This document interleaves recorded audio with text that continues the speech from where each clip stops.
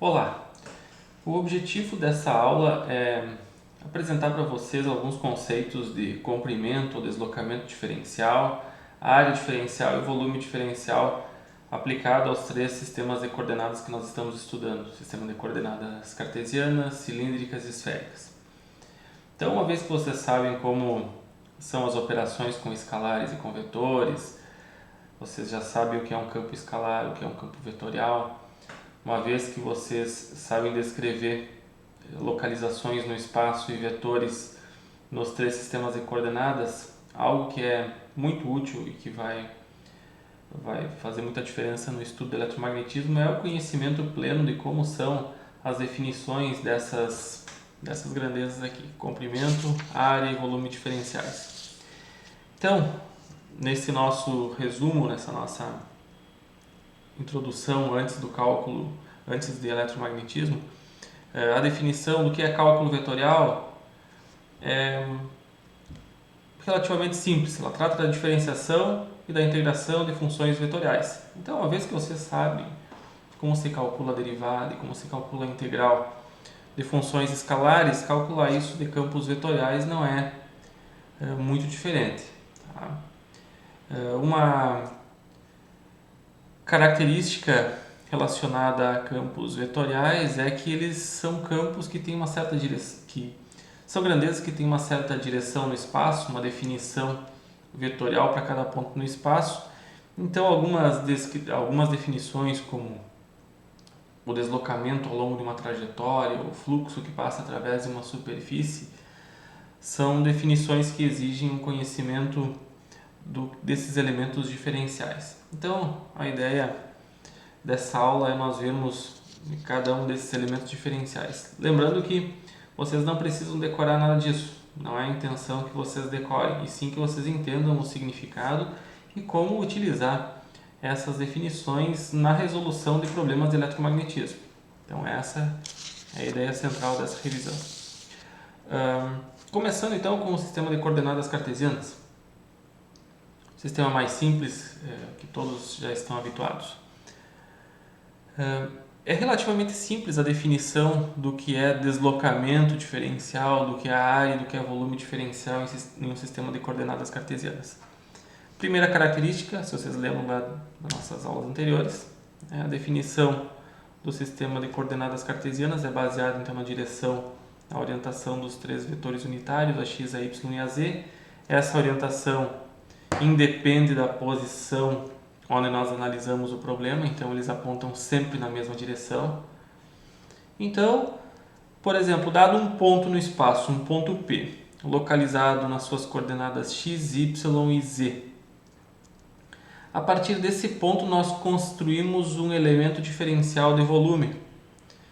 A partir então de deslocamentos diferenciais nas direções do crescimento das coordenadas. Então, por exemplo, ao longo do crescimento da coordenada x, nós temos um dx. Aqui está ele. Então, ao longo dessa direção aqui, nós temos um deslocamento infinitesimal, ou um comprimento infinitesimal, para ser mais correto, dx.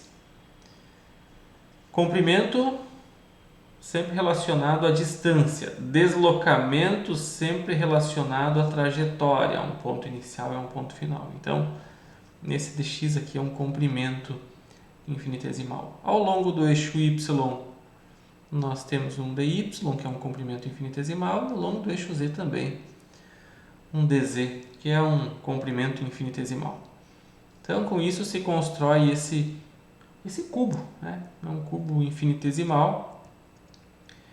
E ele, então, além de representar uma superfície fechada nesse espaço tridimensional, ele também define aqui um volume infinitesimal.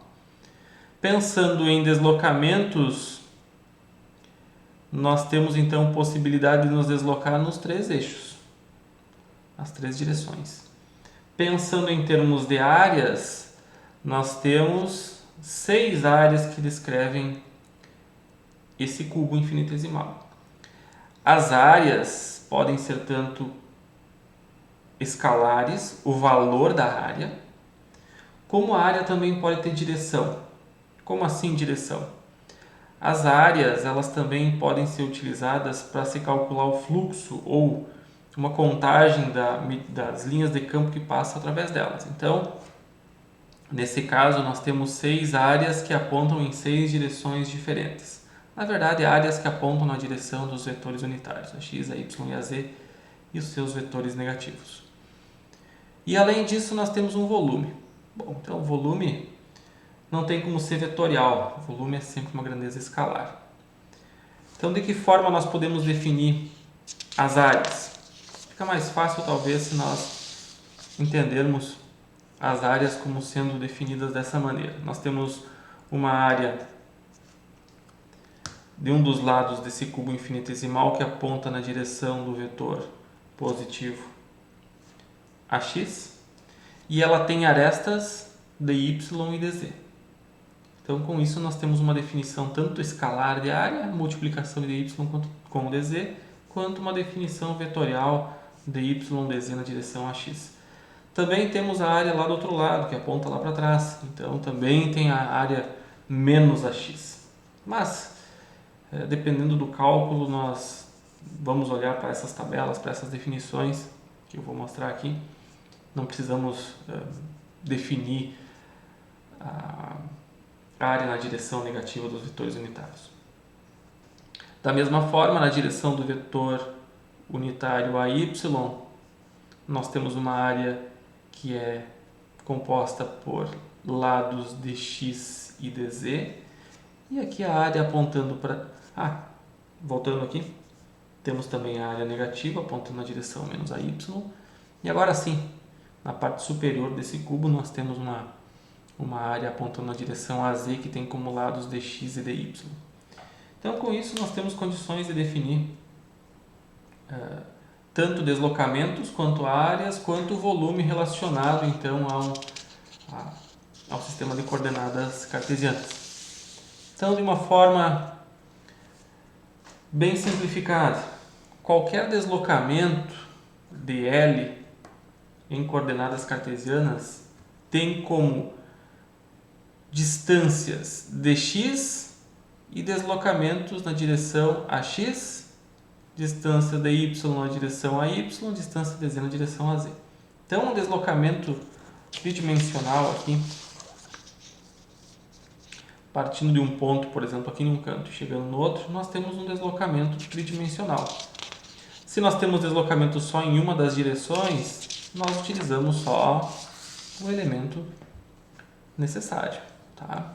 Mas aqui está o deslocamento descrito da forma completa. Então, o deslocamento em coordenadas cartesianas sempre vai ter pelo menos alguma dessas parcelas, ou mais de uma delas. Elementos diferenciais de superfície. Bom, elementos diferenciais de superfície são 6. Temos aqui os elementos com sinal positivo e também temos os elementos com sinal negativo, que eu omiti aqui para fins de simplificação. Mas as áreas têm um certo valor, uma certa magnitude e têm uma certa direção. Sempre que pensarmos em superfícies para calcularmos um campo que passa através da superfície, quando calculamos um fluxo, nós precisamos dessa definição vetorial. Então, por exemplo, ao longo do vetor unitário AX, temos dy dz. Então, não fica difícil entender essa definição de área, porque sempre nós temos dy dz AX, sempre o vetor aqui apontando na direção perpendicular à área. Essa é a questão central. O vetor unitário que define a direção da área, quando nós precisamos da definição da direção, é sempre normal à superfície formada. Tá? Aqui, uma superfície formada por dx e dz possui direção a y. A superfície formada por dx dy aponta na direção a z. E com isso, então, nós temos 3 áreas positivas nas direções dos vetores positivos e também outras 3 áreas, é só colocar o sinal negativo aqui. Então, distância é escalar, deslocamento é vetor. A área pode ser tanto escalar quanto vetorial, dependendo da utilização que nós vamos fazer dessa definição. Mas o volume infinitesimal é sempre escalar. Então, nós só multiplicamos os três lados, nós temos uma medida de volume. Área, deslocamento em metros, por exemplo. Área em metros quadrados, volume em metros cúbicos. Parece trivial e simples no sistema de coordenadas cartesianas, mas o que eu quero que vocês entendam aqui é a ideia. Tá? Vocês não precisam decorar nada disso. Repetindo. Essa mesma ideia vai ser estendida aos outros dois sistemas de coordenadas, como nós vamos ver agora nos outros vídeos. Tá?